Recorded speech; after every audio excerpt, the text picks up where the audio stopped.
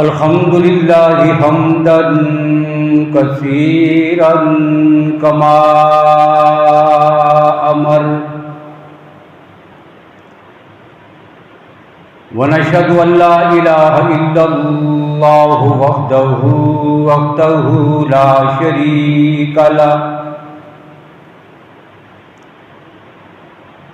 شريك له في الخلق والأمر إرغاما لمن جحد به وكفر ونشهد أن سيدنا وسندنا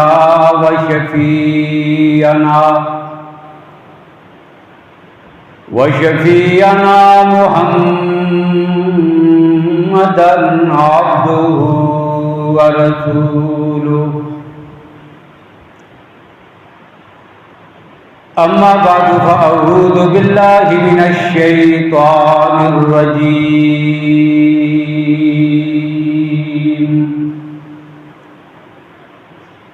بسم الله الرحمن الرحيم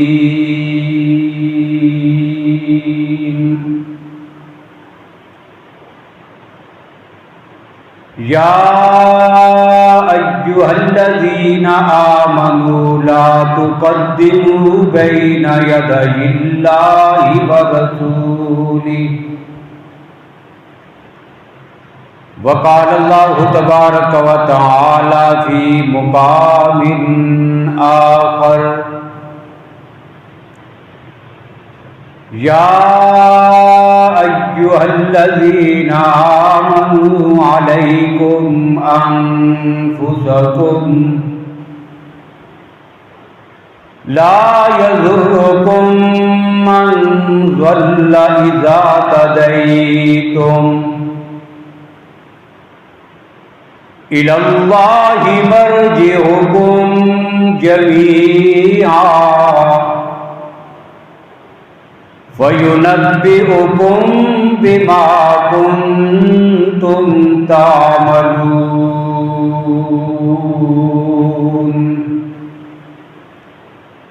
صدق اللہ مولانا العظیم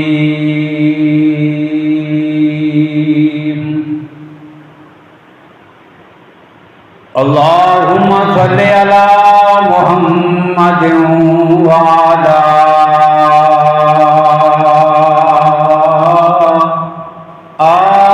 محمد بعدد من قعد وقام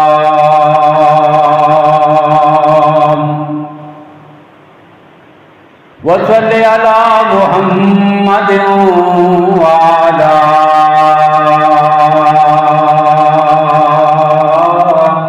آل محمد بعدد من صلى وصام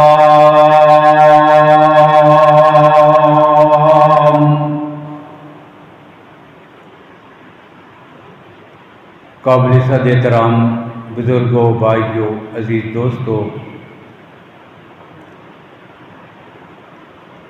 گزشتہ گفتگو میں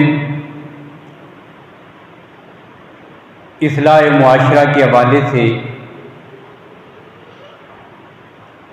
ابتدائی گفتگو آپ نے سماعت فرمائی تھی کہ معاشرے کی جو بگڑی ہوئی حالت ہے، اس بگاڑ کو ختم کرنے کے لیے ہم کیا کردار ادا کر سکتے ہیں۔ اس ضمن میں نے پہلی بات آپ کے سامنے یہ عرض کی تھی کہ مجموعی طور پر پورے معاشرے کی بگڑی ہوئی صورتحال کو بہانہ بنا کر کوئی آدمی اگر اپنی جان چھڑانا چاہے، مثلاً یہ کہہ کر کہ جب سارا معاشرہ ہی بگڑا ہوا ہے، اس میں کیا کر سکتا ہوں؟ اب قرآن پاک نے اس کی وضاحت فرمائی ہے، علیکم انفسکم لا یضرکم من ضل اذا تدیتم، کہ یہ بگڑا ہوا معاشرہ تمہیں اس وقت کوئی نقصان نہیں پہنچا سکے گا کہ جب اس معاشرے میں تم اپنی ذاتی اصلاح کی کوشش کرو گے، اور ہاتھ پہ ہاتھ رکھ کر اپنے آپ کو دھوکے میں ڈال کر خود بھی مبتلا ہو کر مغالطے میں اور دوسروں کو بھی اس میں مبتلا کر کے بیٹھ جانا کہ جب سارا معاشرہ ہی خراب ہے تو میں کیا کروں؟ اس معاشرے میں تو جھوٹ کے سوا کوئی بات چلتی ہی نہیں، اب صرف میرے سچ بولنے سے کیا ہوگا؟ یہاں تو دیانتداری ہے ہی نہیں، میں اکیلا دیانتدار ہوا تو کیا ہوگا؟ اب یہ سی چیزیں سوچ کر غلط چلتا رہا تو یقیناً یہ آدمی اللہ کی پکڑ میں آئے گا۔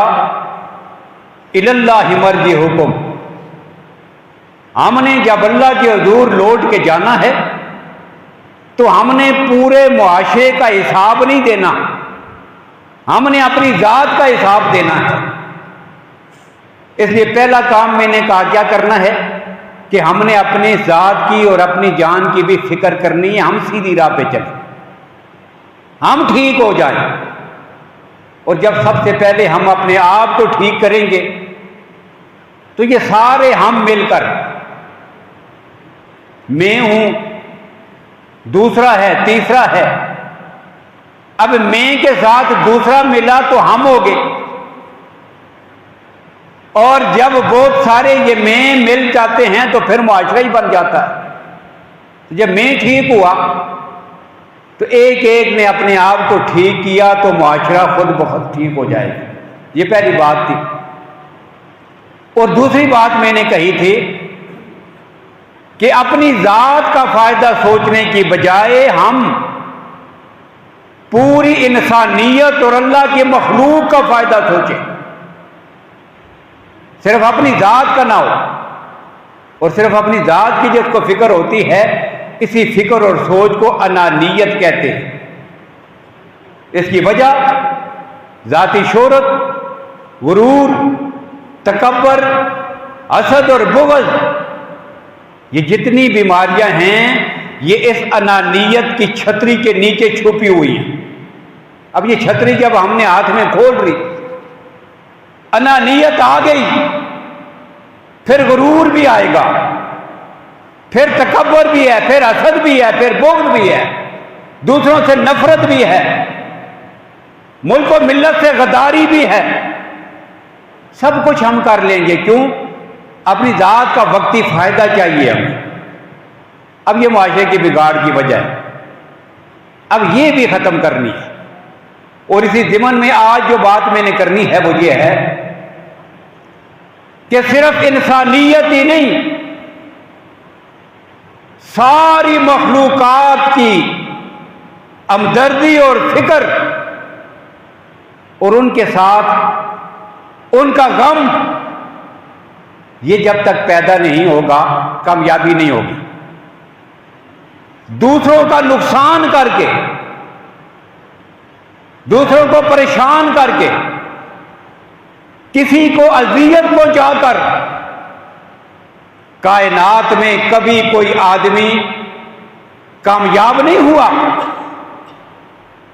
اور جس نے انسانیت کے ساتھ نفع اور بھلائی کا سوچا ہے، اپنے غرور اور تکبر اور انانیت کو مٹا دیا ہے، دوسری مخلوق کے ساتھ ہمدردی اور دکھ پیدا ہوا، اس کا غم دل میں پیدا ہوا، اللہ نے اس کو دنیا میں بھی بلند کیا ہے اور آخرت کی کامیابیاں بھی ایسے ہی لوگوں کا استقبال کیا کرتی ہے۔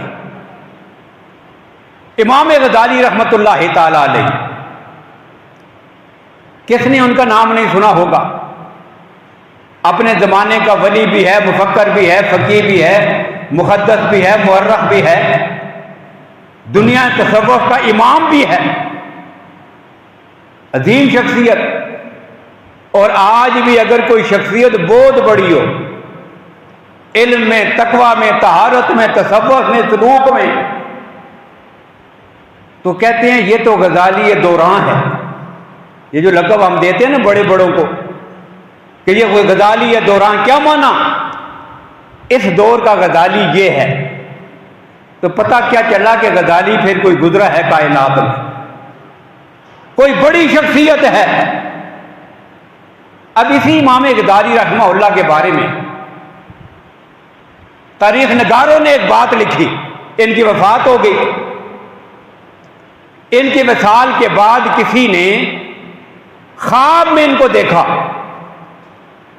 اس نے سوال کیا، بتائیے کیا معاملہ ہوا ہے؟ تو کہنے لگے اللہ نے بڑا کرم کیا ہے، میری بخشش ہو گئی ہے، اللہ نے بخشش فرما دی۔ سوال کرنے والے نے اگلا سوال پوچھا، بتاؤ کس نیکی کی بنیاد پر اللہ نے آپ کی بخشش فرمائی ہے؟ اب سوال یہ ہے، ہم تو نیکی کس کو سمجھتے ہیں؟ نمازیں زیادہ پڑھتا ہے، حج بڑے کر لیے، بہت بڑی نیکیاں ہیں، ان کی تردید ہو ہی نہیں سکتی، نہ ہے۔ لیکن جو اصل چیز ہے جس کی طرف ہماری توجہ نہیں، میں ادھر توجہ مبذول کرا رہا ہوں۔ سوال ہوا امام غزالی بخشش کس نیک کام اور عمل کی وجہ سے ہوئی؟ تصوف کے بڑے امام تھے، اپنے زمانے کے بڑے فقیہ اور عالم تھے، دین کا بڑا کام کیا، اس وجہ سے فرمایا کہ میری جو بخشش کی وجہ ہوئی وہ صرف اتنی تھی، ایک دفعہ میں بیٹھا لکھ رہا تھا، وہ پرانا دور تھا، آج کے دور کے یہ قلم اور پین، یہ جدید چیزیں یہ تو نہیں تھی، وہ لکڑ کا یا نڑ کا بنا ہوا قلم، ایک دوات میں سیاہی اس میں لگاتے ہیں اور پھر لکھتے جاتے ہیں جس طرح تختی پہ لکھتے تھے۔ تو کہتے ہیں کہ میں نے لکھتے لکھتے اپنا قلم دوات میں رکھا، ہاتھ پیچھے کیا، اب جب دوبارہ لکھنے کے لیے ہاتھ آگے لے کے گیا تو میری نظر پڑی اس قلم کی نوک پہ ایک مکھی بیٹھ کر سیاہی پی رہی تھی، پیاسی کہیں سے اڑتی اڑتی آئی، پانی کی بجائے سیاہی کے دوات پہ بیٹھی سیاہی پینے لگی۔ اب کہتے ہیں میرے دل میں خیال پیدا ہوا، اگر قلم اٹھا لی تو مکھی اڑ جائے گی، پیاسی اڑ جائے گی۔ چند سیکنڈ رک گیا، مکھی نے سیاہی پی، کتنی پی لی ہوگی؟ مکھی نے سیاہی پی اور اڑ گئی۔ اب کہتے ہیں پھر میں نے قلم پکڑا اور اپنا کام شروع کر دیا۔ کون سا عمل تھا؟ کون اس کو لکھتا ہے؟ کون اس کو گنتا ہے؟ کون اس کام کو شمار میں لاتا ہے؟ کون اس کو وقت دیتا ہے؟ کوئی حیثیت نہیں، کون یاد رکھے؟ یہ کوئی کارنامہ ہے؟ کیا ہے یہ؟ بس زندگی گزر گئی، وفات ہو گئی۔ امام غزالی کہتے ہیں بس یہ کام میرے اللہ کو اتنا پسند آیا، اللہ نے فرمایا غزالی اس مکھی کو جو تو نے سیاہی پلائی ہے نا، پیاسی مکھی کو، جا اس کی وجہ سے میں تیرے جنت کا اعلان کرتا ہوں، تیری بخشش ہو گئی۔ یہ چیز ہے، آج یہ ہمارے معاشرے میں نہیں، یہ چیزیں ختم ہو گئی ہیں اور معاشرے سے ان کا نام و نشان مٹ گیا ہے۔ ایک مکھی کے ساتھ جب ایک آدمی یہ سوچ رکھے گا تو انسانوں کی فکر، اپنے بھائیوں کی، ملےداروں کی، بڑوں کی، اساتذہ کی، بزرگوں کی، والدین کی، بہنوں کی، اللہ کی مخلوق کی، انسانیت کی فکر، بتاؤ پھر اللہ کی ذات اس بندے سے کتنا راضی ہوتے ہوں۔ یہ چیزیں معاشرے کو سنوارتی ہیں، اس سے معاشرے کی اصلاح ہوتی ہے، یہ ہم اپنی زندگیوں میں لائیں۔ حضرت سید علی عثمان علی اجویری رحمۃ اللہ تعالی علیہ، جانتے ہیں یہ کون ہے؟ علی اجویری رحمۃ اللہ تعالی علیہ لاہور میں جن کا مزار ہے، لوگ جنہیں داتا گنج بخش کہتے ہیں. اب یہ جو لقب ہے نا، یہ غیر شرعی ہے، یاد رکھیں. داتا بھی اور گنج بخش بھی.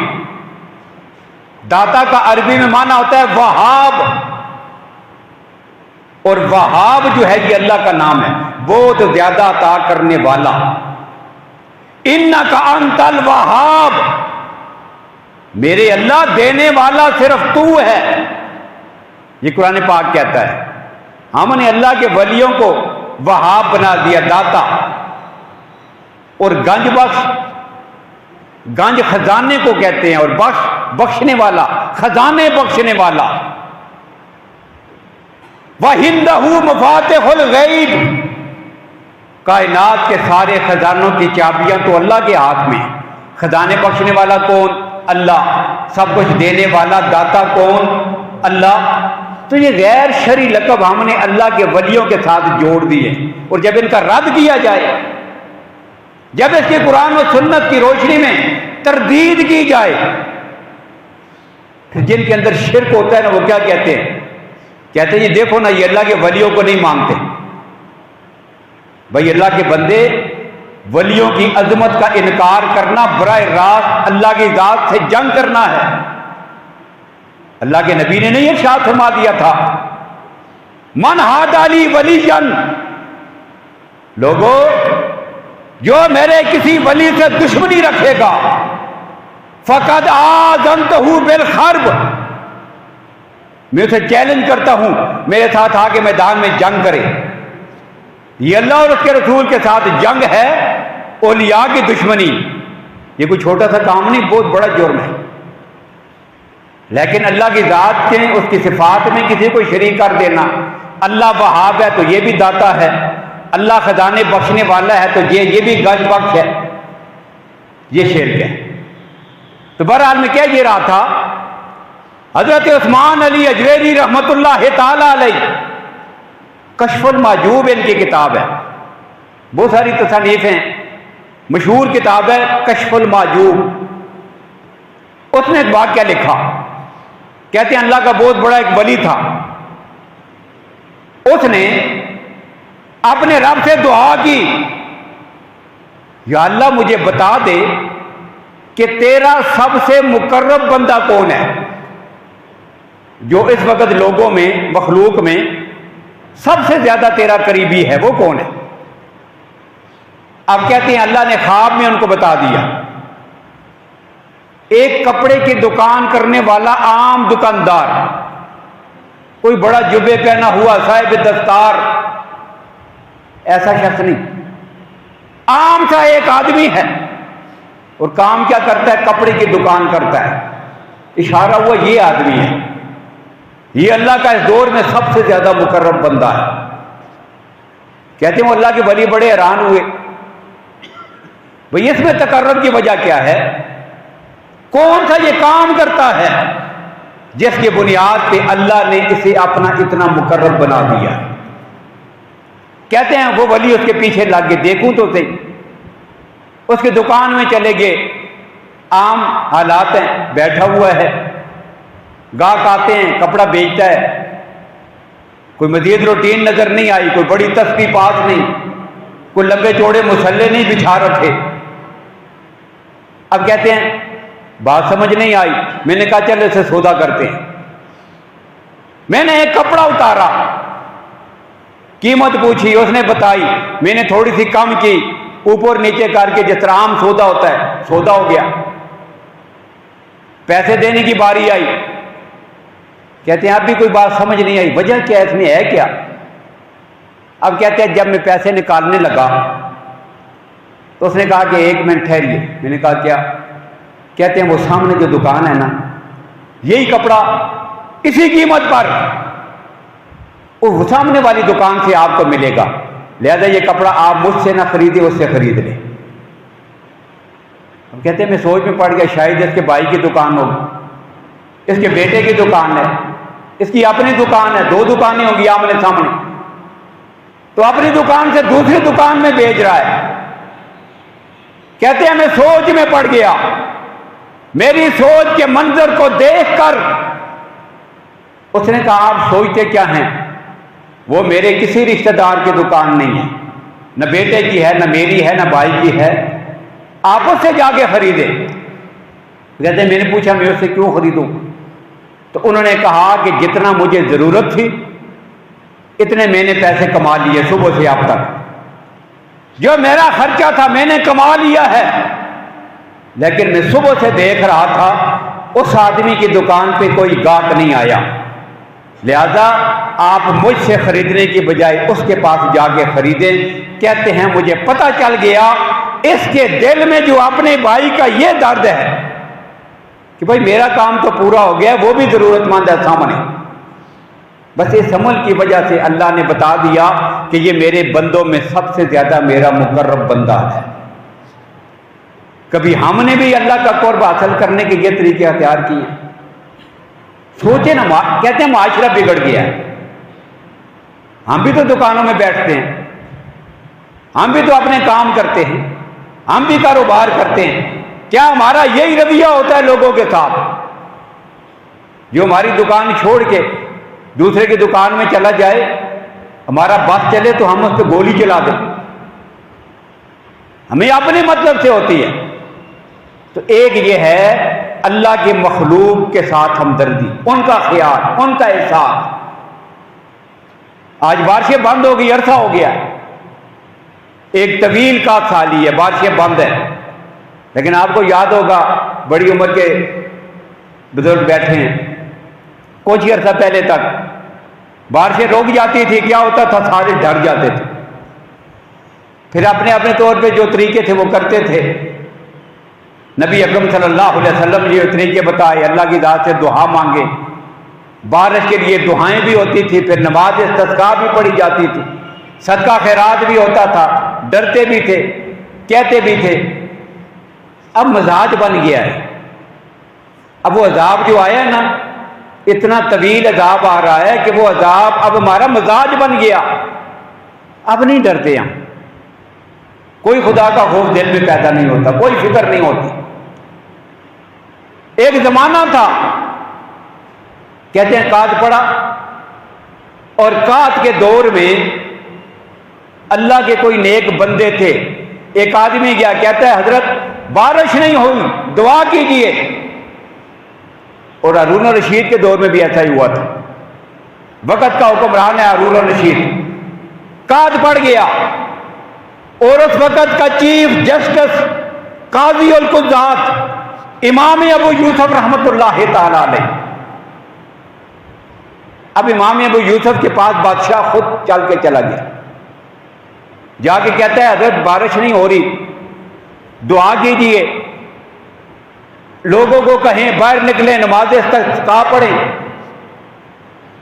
اب بڑا سچائی کا دور تھا، آج کا جج تو وقت کے حکمران کی مرضی کی بات کرتا ہے، جو صاحب اقتدار ہوا اسی کی ہاں میں ہاں ملائی جاتی ہے، پھر سارے قانون اسی کے مطابق فیصلے کرتے ہیں، اس لیے کہ یہ اقتدار پر ہے۔ جیسے ہی وہ گیا، اب پیچھے دوسرا آ گیا، اب اس کے گیت گانے شروع کر دی۔ یہ آج کے دور کی منافقت کی بات ہے، وہ سچائی کا دور تھا، مسلمان حکمران تھے، ہارون الرشید سامنے بیٹھا ہے، اور امام ابو یوسف اسے کہتے ہیں کہ تم دعا کرنے میں مخلص نہیں ہو، 2 نمبر بات کر رہی ہے۔ اب چیف جسٹس کہے نا سامنے بادشاہ کو کھڑا کر کے، تو 2 نمبر بات کرتا ہے، تو سچ نہیں کہتا تو جھوٹا ہے۔ یہ جرت اگر کسی میں ہے کہنے کی تو وہ چیف جسٹس امام ابو یوسف ہے، اور سننے کی اگر جرت ہے تو یا خلفائے راشدین میں ہے یا ان کے نقش قدم پہ چلنے والے حکمرانوں میں ہے۔ یہ نہ سن سکتے ہیں نہ کہہ سکتے ہیں۔ سامنے جا کے بیٹھے شکایت کی بارش نہیں ہو رہی، انہوں نے کہا کہ نہیں ہوگی، یہ دعاؤں سے فائدہ نہیں ہوگا، آپ ٹھیک نہیں ہیں۔ بادشاہ نے کہا کیسے ٹھیک نہیں ہوں؟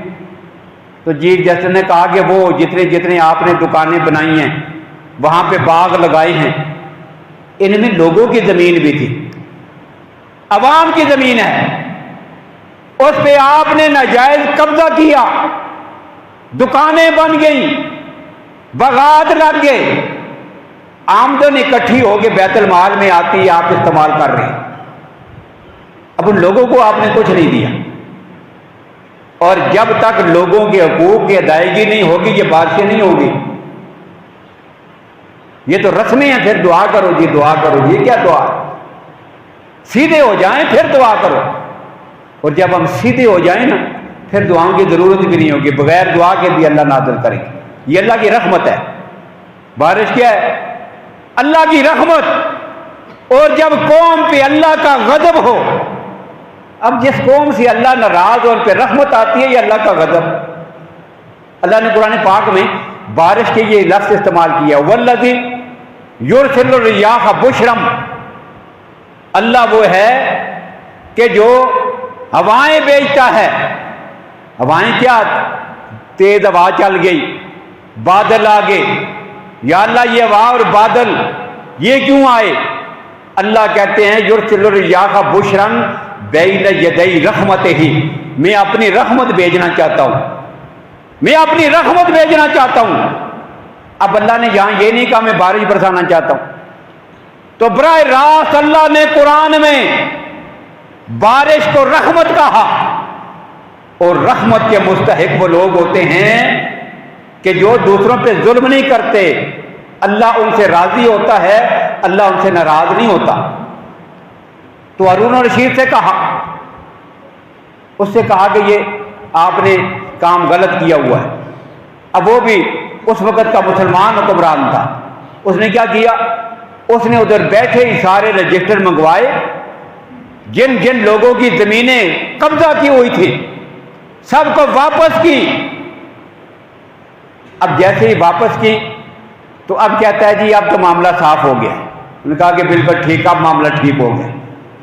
اب قاضی ابو یوسف نے ہاتھ اسی جگہ بیٹھے ہوتا ہے، اور اللہ کو مخاطب کر کے کوئی اور دعا نہیں پڑی، ہارون الرشید کا یہ عمل پیش کیا، اس کا یہ کردار اللہ کے سامنے رکھا۔ میرے اللہ، میں اس بات کا گواہ ہوں کہ تیرے بندے ہارون الرشید نے سچے دل سے توبہ کر لی ہے، اب میرے اللہ تو بھی اس پہ رحم نازل فرما اور پورے ملک میں بارشیں نازل فرما۔ کہتے ہیں کہ اتنے زور کی بارش شروع ہوئی کہ کئی گھنٹوں تک ہارون الرشید واپس اپنے گھر ہی نہیں جا سکا۔ پھر یوں اللہ کی رحمت آتی ہے۔ تو اللہ کے ولی تھے بزرگ، ایک آدمی ہے بارش نہیں ہو رہی،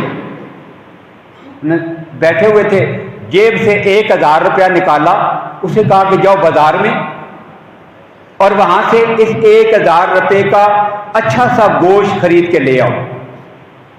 وہ لے کے آ گیا۔ اب انہوں نے کہا کہ ٹھیک ہے آپ جائیں۔ اب کہتے ہیں میں باہر جا کے چھپ گیا، دیکھو تو صحیح یہ گوشت کو کرتے کیا۔ اب کہتے ہیں وہ تھیلے میں پکڑا، اٹھے گلی سے جانے لگے۔ اب کہتے ہیں میں بھی تھوڑا تھوڑا پیچھے پیچھے چلنے لگا، نظر بچا بچا کے، دیکھوں کدھر جا رہا ہے، اس کو کرتا کیا ہے۔ کہتے ہیں ایک موڑ موڑے، دوسرا موڑ، گلی میں چلتے رہے۔ اچانک دیکھا تو میں بھی پیچھے آ رہا تھا۔ کہنے لگے آتے ہو تو سامنے آؤ، چھپ کے کیا کرتے ہو، آؤ میرے ساتھ، چھپ کے میرا پیچھا کیوں کر رہے، آؤ میرے ساتھ۔ کہتے میں بھی ساتھ ہو گیا۔ سخت گرمی کا موسم ہے، کات ہے، بارشیں بند ہیں، گلیوں سے گزرتے گزرتے بستی ختم ہو گئی، ویرانے پہ جا پہنچے، اور ویرانے سے بالکل آخر میں ایک کتیا ہے، چھوٹے چھوٹے اس کے ساتھ بچے ہیں، کسی گاڑی والے نے اس کی ٹانگیں توڑ دی، اب وہ چل پھر نہیں سکتی، وادی کی طرف جا نہیں سکتی، بچے بھی بھوکے ہیں، کتیا بھی بھوکی ہے، زبان گرمی کی شدت سے باہر نکلی ہوئی۔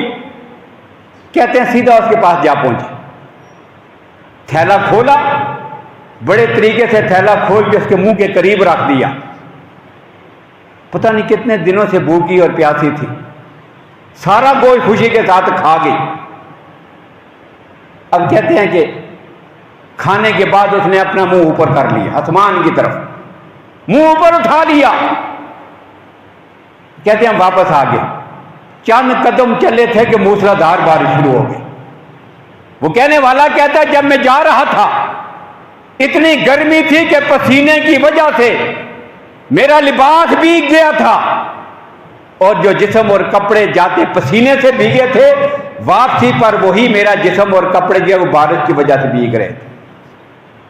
اللہ کی مخلوق، اور جب ایک کتیا کے ساتھ اس نے سلوک ہے، اللہ اتنے خوش ہوتے ہیں، یہ اللہ کی مخلوق، یہ اللہ کے بندے، یہ انسان اور پھر مسلمان ہمارے بھائی، ان کے لیے ہمارے دلوں میں کتنی جگہ ہے، ان کے ساتھ ہمارا کتنا حسن سلوک ہے۔ صحیح حدیث میں ہے، بخاری اور مسلم کی حدیث ہے، اللہ کے نبی صلی اللہ علیہ وسلم نے 2 عورتوں کی مثال ذکر فرمائی ہے۔ ایک عورت فحشہ عورت ہے، بیہودہ عورت، بدکاری میں مبتلا، پتہ نہیں کتنی زندگی گزر گئی ان گندے کاموں میں۔ ایک دفعہ جا رہی تھی، راستے میں کنواں تھا اور وہاں پہ ایک کتا بیٹھا ہوا تھا پیاس کی شدت میں۔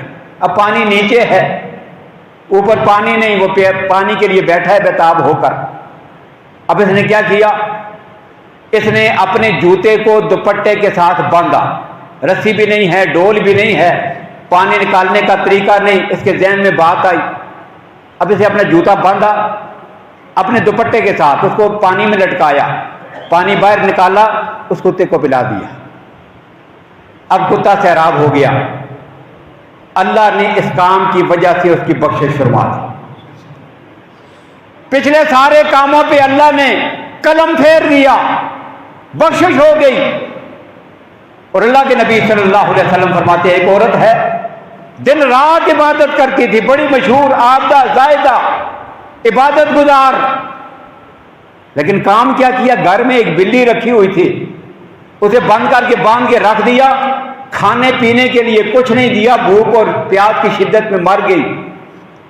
اللہ نے فرمایا یہ جہنم میں جائے گی اس گناہ کی وجہ سے۔ اللہ نے ساری نیکی ضائع کر دی۔ حیوانوں کے ساتھ انہیں سلوک میں یہ ہے۔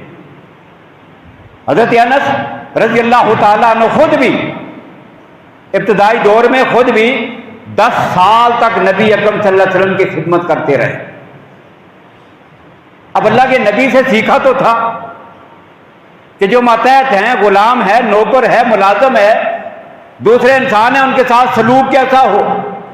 کہتے ہیں میں 10 سال تک آقا کائنات کی خدمت میں رہا، کبھی ایک بار بھی اللہ کے نبی نے کسی بات پہ مجھے نہیں ڈانٹا۔ یہ حسن سلوک ہے، یہ معاف کرنے کا انداز ہے۔ اور یہ انس ایک غلام خرید لیا، حاضر ہوئے، یا رسول اللہ غلام خریدا ہے لیکن بار بار غلطی کرتا ہے، ایک بار سمجھاتا ہوں پھر غلطی کرتا ہے، پھر معاف کرتا ہوں پھر غلطی کرتا ہے، کتنی بار غلطیاں کر چکا ہے، میں کتنی بار معاف کروں، مجھے بتائیں کتنی بار اسے معاف کروں۔ اللہ کے نبی نے فرمایا انس تو جتنی بار یہ چاہتا ہے کہ اللہ تجھے معاف کرے، بس اتنی بار اپنے اس غلام کو تو بھی معاف کر۔ اب یہ چیزیں ہیں جن کی وجہ سے معاشرہ سدھرتا ہے۔ تو اصلاح معاشرہ کے لیے جو آج میں نے بات ذکر کی ہے وہ یہ ہے کہ پوری انسانیت اللہ کی مخلوق اس کا احساس ہو، ان کی قدر ہو دل میں، ان کے ساتھ ہمدردی ہو، رحم دلی ہو، خدا ترسی ہو۔ اور یہ ہم معاشرے کو نہیں دیکھیں گے سارے کدھر جا رہے ہیں، عموماً پورے معاشرے میں کیا فضا چھائی ہے، نہیں، ہر آدمی بس اپنی فکر کر لے، علیکم انفسکم لا یضرکم من ضل اذا تدیتم الی اللہ مرجعکم، یہ سوچ کر کہ ہم نے اپنے رب کے حضور پیش ہونا ہے، میں نے اپنے اعمال کا جواب دینا ہے، پورے معاشرے کا میں ذمہ دار نہیں، میں اپنے آپ کو ٹھیک کر لوں، انشاءاللہ پھر پورا معاشرہ سدھر جائے گا۔